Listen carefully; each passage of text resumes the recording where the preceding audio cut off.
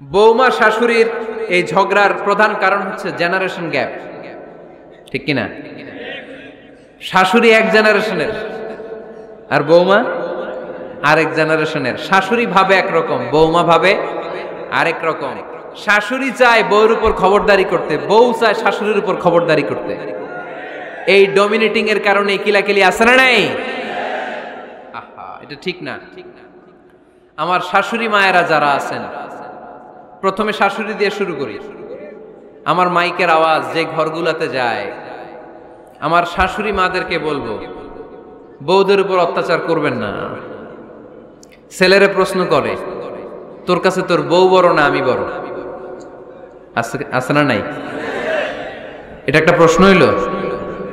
তোর বউ বড় না আমি বড়? দুইজনেই বড়। তো এক ছেলে সুন্দর উত্তর দিছে, আমার কাছে ভালো লাগছে উত্তরটা শুনে।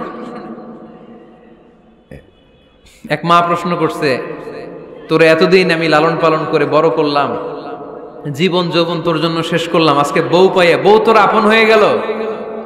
এবার ছেলে উত্তর দিছে, মা, আমার মুখ থেকে মা ডাক শোনার জন্য তুমি কি কষ্টটাই না করছো জীবনে।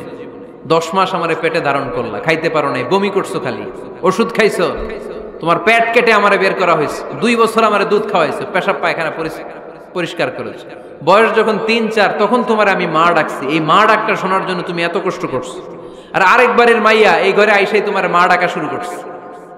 যেই মেয়েটা তোমারে মা ডাকে সে আমার আপন হবে না কেন মা?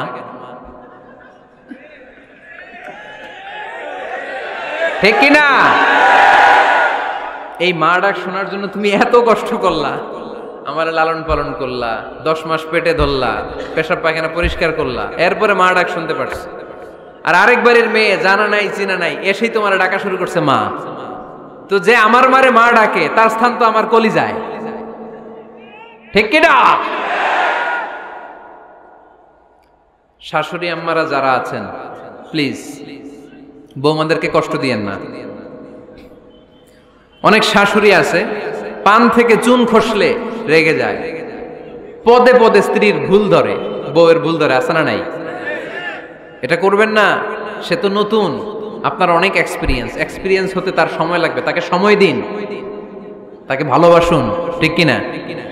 না বুঝে সামান্যতে বৌমারে বদদোয়া দেয়, এরকম আছে না নাই? কিন্তু বুঝতে চায় না, বৌমারে যদি বদদোয়া দেয় তাহলে তার নিজ ছেলের পরিবারের ক্ষতি, পেটে ধরা যে ছেলে, ছেলের পরিবারের কিন্তু ক্ষতি, তার আপন নাতি নাতনিদেরই ক্ষতি। আওয়াজ করে বলেন ঠিক কিনা? বৌমাকে বদদোয়া দিয়েন না।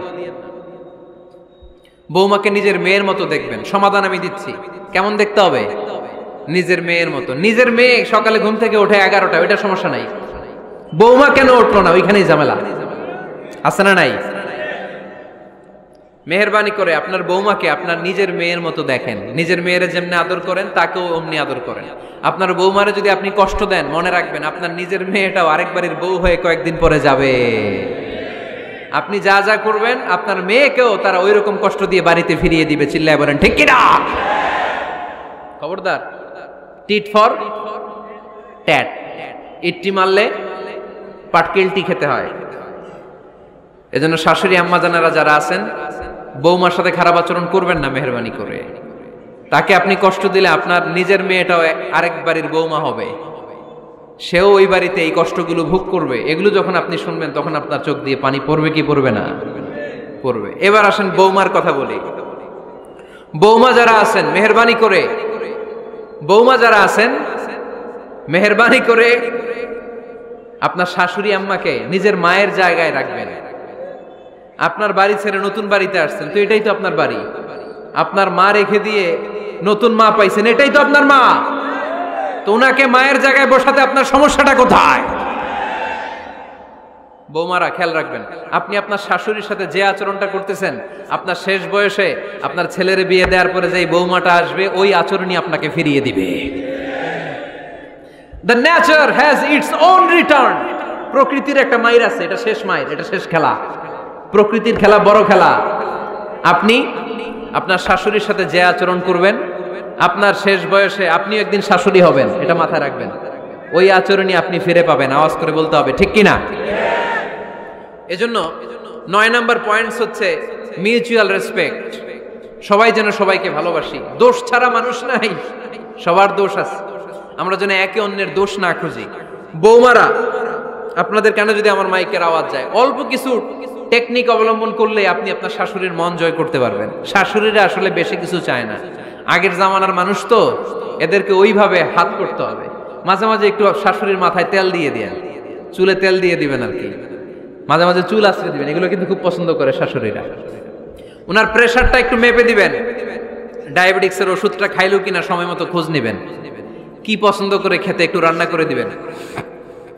যেই বক্তার ওয়াজ শুনতে পছন্দ করে ওই বক্তার ওয়াজগুলো ডাউনলোড করে শাশুড়ি আম্মাকে দিবেন, ইসলামী বই দিবেন। দেখবেন বয়স্ক নারীরা মাহফিল যেতে খুব পছন্দ করে, ওয়াজ শুনতে খুব পছন্দ করে, নবীদের কাহিনীগুলো শুনতে পছন্দ করে। বসায় বসে একটু কাহিনীগুলো শোনাবেন। বাইরে বেরোলে জিজ্ঞেস করেন, আম্মা আপনার কিছু লাগবে কিনা। আর একটা টিপস আছে, চুল যখন আশ্রাবেন আর শাশুড়ির মাথায় যখন তেল দিয়ে দিবেন, তখন অতীতের কথা জিজ্ঞেস করেন, দেখবেন অতীতের স্মৃতিতে হারিয়ে গিয়েছে আপনার শাশুড়ি। কি জিজ্ঞেস করবেন জানেন? জিজ্ঞেস করবেন, আম্মা জান, মুক্তিযুদ্ধের সময় আপনার বয়স কত ছিল? ওই সময় মুক্তিযুদ্ধের সময় আপনাদের এলাকায় কি কি হয়েছিল মা? আরেকটা প্রশ্ন করবেন, মা বিয়ের সময় আপনি কেমন ছিলেন? ওই দিন দেখবেন বুড়ি আর বুড়ি নাই, জুয়ান হয়ে গেছে। ওই দিন বলবে, মা আমি অনেক সুন্দরী ছিলাম, আমার মাথায় অনেক চুল ছিল, আজকে নাই। আমগো গ্রামে আমার সাথে সুন্দরী মাইয়া ছিল না। অতীতের স্মৃতিতে, স্মৃতি হাতরাতে হাতরাতে তিনি হারিয়ে যাবেন। জিজ্ঞেস করবেন যে, মা শীতকালে আপনাদের দেশে কি পিঠা বানাতেন আপনি যখন ছোট ছিলেন, আপনার বাপ চাচারা কি করতো? এগুলো জিজ্ঞেস করলে উনি স্মৃতির পাতা হাতরাতে হাতরাতে চোখ দিয়ে দাঁড় দাঁড় করে ওনার পানি ঝরতে শুরু করবে। আপনার জায়গায়, ওনার হৃদয়ের মনি কোঠায় এমন জায়গায় পৌঁছবে, আপনার ছাড়া উনি কিছুই বুঝবে না। বৌমারা, এই অল্প কিছু টিপস অবলম্বন করে আপনারা আপনাদের শাশুড়ির মনকে জয় করতে পারেন। শাশুড়ি বৌমার দ্বন্দ্ব আমরা চাই না, আমরা চাই শাশুড়ি বৌমাকে নিজের মেয়ের মতো জানুক, আর বৌমা শাশুড়িকে আপন মায়ের মতো ভালোবাসুক, ঠিক কিনা? এই মিউচুয়াল রেসপেক্টই পারে শাশুড়ি বৌমার দ্বন্দ্বকে দূর করতে, আর ঘরটারে শান্তি টুকরা বানাতে। আওয়াজ করে বলেন ঠিক কিনা? কয়টা গেল? আর আছে কয়টা? দোয়া করবেন একে অপরের জন্য। দোয়া, সাইয়েদনা ইব্রাহিম ফ্যামিলির জন্য দোয়া করতেন, রব্বি জাআলনি মুকিমাস সালাতি ওয়া মিন যুররিয়াতি রব্বানা ওয়া তাকাব্বাল দুআ। ও আল্লাহ, আপনি আমার নামাজ কায়েমকারী বানান, আমার কলিজার টুকরা সন্তান ইসমাইলকেও নামাজ কায়েমকারী বানান, আমার দোয়াটা আপনার দরবারে আপনি কবুল করে নেন। সুবহানাল্লাহ পড়েন। রব্বানা ইন্নী আসকানতু মিন যুররিয়াতি বিওয়াদিন গায়রি যী যারইন ইনদা বাইতিকাল মুহাররাম।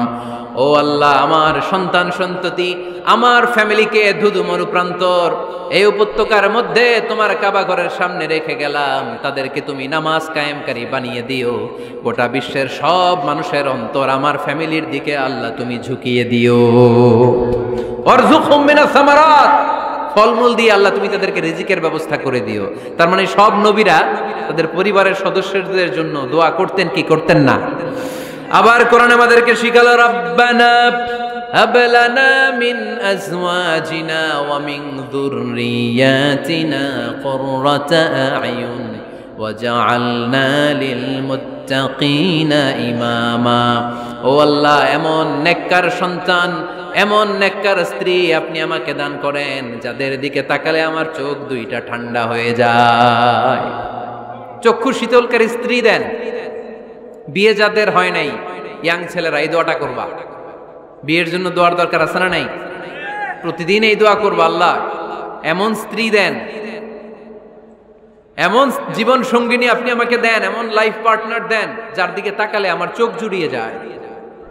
এমন সন্তান আল্লাহ আপনি আমার ফ্যামিলিতে দেন যাদের দিকে তাকালে আমার চোখ দুইটা ঠান্ডা হয়ে যায়।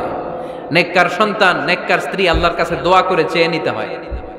তাহলে ফ্যামিলি মেম্বার একে অপরের জন্য দোয়ার দরকার আছে না নাই?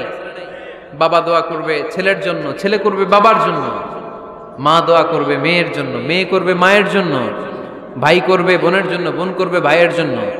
দোয়ার দরকার আছে না নাই? দোয়া করবেন সবাই সবার জন্য। এই যে কোরআনের বঙ্গানুবাদ পাওয়া যায় না এখন, কথা বলেন। স্মার্টফোন আছে কার কার দেখি? হ্যাঁ, কারা কারা স্মার্ট দেখি?